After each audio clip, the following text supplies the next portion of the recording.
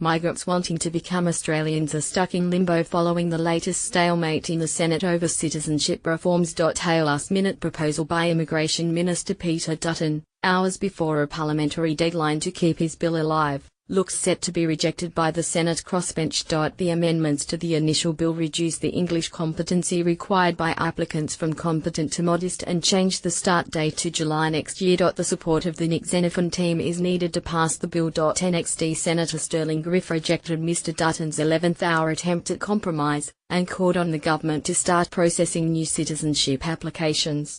The government did not need legislation to impose the freeze on citizenship applications, and it most certainly does not need legislation to lift it, he said. This is all self-imposed. The government can lift the freeze anytime it wants to and process those applications that are currently in limbo.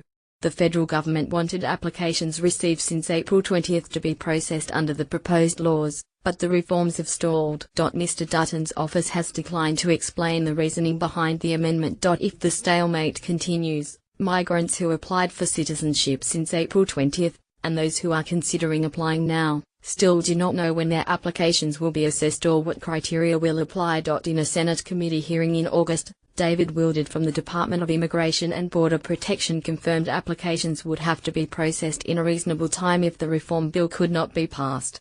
If at the time we don't have a bill and we're about to exhaust our options, we would obviously go to the government and highlight this as the case, he said. We would seek advice from the minister on how they would wish to proceed. The bill will be scrapped from the parliamentary agenda unless the government can secure NXT support before the end of today. Contact Jackson Goth Snape.